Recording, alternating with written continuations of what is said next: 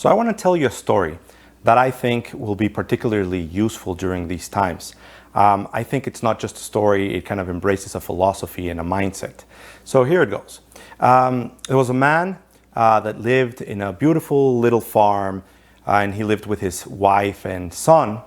And one day he decided he wanted to become more entrepreneurial, and that he was tired of being poor, and decided that he was going to start to breed horses. So he gathers all his neighbors and friends and asks for money to go buy this stallion so he could start his new business. So everybody agrees, gives him the money. He goes, buys the stallion, and as luck would have it, one day there was a storm, a tree hits the fence, the stallion escapes. And everybody that had loaned him money comes together and they talk to him, and it's like, oh, you had such a great idea. Everything was going to be so amazing, but you know what? We're sorry, you're screwed. And you still owe us money. You lost your stallion, you owe us money. You're in a really bad shape. And he looked at them, he said, good thing, bad thing, who knows? So a few days later, he wakes up one morning and the stallion returned. And the stallion not only returned, but he returned with a pack of wild horses.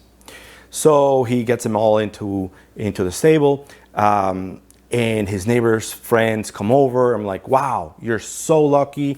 You went from being broke in a lot of trouble, and now everything is looking great. You are so lucky. So he looks at them and says, good thing, bad thing, who knows? So a few weeks later, his son was breaking in the horses, working with them, and he fell off the horse. The horse stomped on his leg, broke his leg, and the bone wasn't set right, and then it healed unevenly, and he had this terrible limp.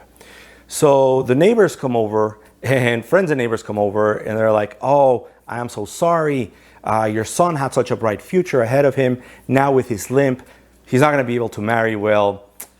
Things just not looking good for him anymore. So he looks at them, he says, good thing, bad thing, who knows? So a few weeks later, his city declared war on a neighboring city. And the army came looking for all the abled men. And these guys took the children and the men from all these different families. So they, took him, but they didn't take this kid who had the limp and wasn't able to be part of the army. So again, the neighbors come over and they talk to the man and like, oh my God, you are so lucky. Now we are without our sons, but you get to have your son because of that terrible limp. And he looks at them and he says, good thing, bad thing, who knows? So the idea is that, things will happen in our lives. Some good, some bad, but we don't know about the outcome. So some of them will be good things, some of them will be bad things, and who knows? It's just an evolving story in our lives.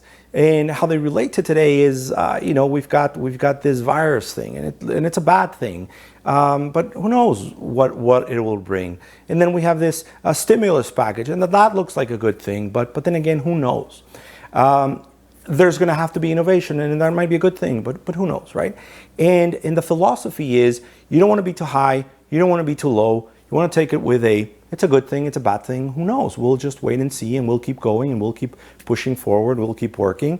And if you adopt that mindset and help other people around you adopt this mindset, then we can maintain the calm, be active, and just let things unfold as they should.